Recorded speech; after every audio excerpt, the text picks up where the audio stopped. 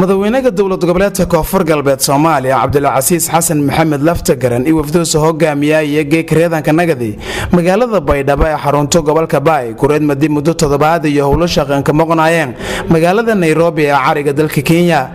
maybana garoonka shaati guduud magaalada Baydhabo siwiinhan ka dhawaayay xubno ku tirsan lamada gole ee dowladda goboleedka Koonfur Galbeed Soomaaliya oo san ka horay gudoomiyaha baarlamaanka Cabdulqaadir Shariif Sheekhuuna Maye ee marti sharaf kala Cabdulqaadir Shariif Sheekhuuna Maye gudoomiyaha baarlamaanka Koonfur Galbeed Soomaaliya ayaa ugu horeyn ku warbi qaabka hadhawaayowka madaxweynaha iyo wafdiga Keeshay Soomaaliya xubnaha wasiiro xildhibaanada Soomaaliya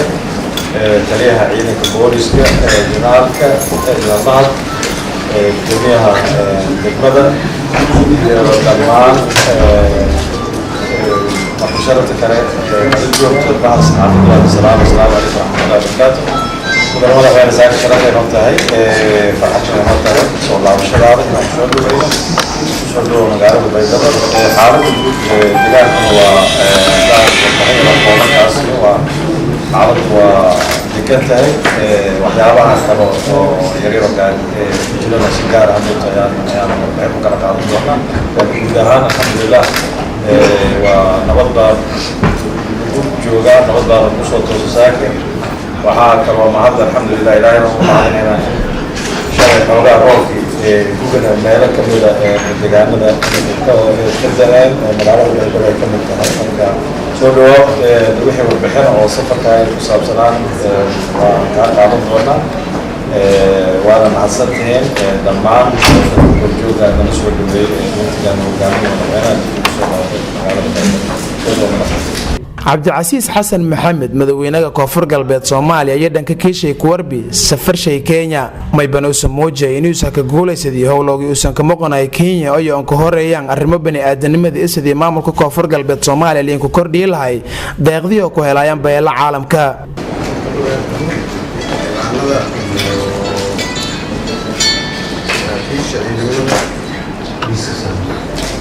السلام عليكم ورحمة الله وبركاته.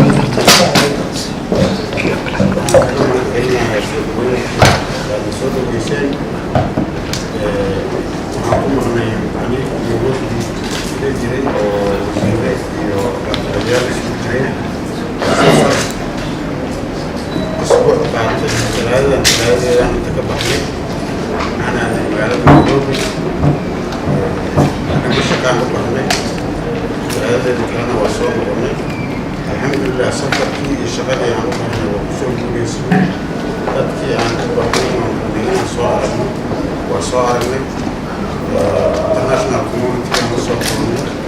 لقيام صور ما صارنا أرمى كونفورت البيت سباهية يوحي وباهم تاي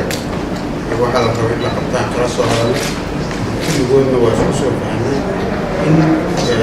التنبيه مشاريع يورد السعودية المخاص مصالحة وحي لو تذكر كونفورت البيت الصومالي وكل لوقات أيضا وكاسو هذا والنقاط في عنا وانا الأساسي مشاريع هذا سرطان ينسيه السعودان وفدها السلام ويدبقوا المركب وهي الجنوب الحمد لله وكسوم كيسين سبحان الله وضعنا طبعا لقرا من جاريات جاريات كونفورت البيت اليوروبي حسب سنة سياسيين في كونفورت البيت وضعنا laga shaqeeyo midnimada iyo wadajirka iyo dowladnimada Koonfur Galbeed ku wada hadalnay aad iyo aad bay muhiim u ahayd safarkii shaqadaas oo aan noo soo dhamaaday si fiican ugu soo dhamaaday waxaan dib ugu soo noqonay xaruntaanada alxamdulilah waa la fiicnay waxaan ku mahadcelinayaa soo dhaweyntii aad soo dhaweyseen waxaan ilaahay ka rajaynaynaa roobkan hadda bilowday inuu ilaahay noo badiyo oo baahida bini aadanka looga baxaa ilaahay baa baahida dadka saari karo bini aadan waxqabadkiisa waa yari in la isku tashto ilaahayna la tuugo waxloo doono ilaahay la warsado naxariistiisa taasoo looga bixi karaa ilaahay qalka iyo musiibada iyo abaaraha wax naga badnaado aad iyo aad u mahadsantihiin soo dhaweynta ay soo dhaweyn dowlad goboleedka koonfur galbeed Soomaaliya ee ka eedan dhibaatooyinka bini'aadanimo iyo kooye xilli goboladan iyo ku jiraan dhibaatooyin fara badan oo dhinaca nololeed iyo la'aan eedan baasan Maxmuud Maxamed Cabdullaahi telefishinka caalamiga ee JTV Baydhabo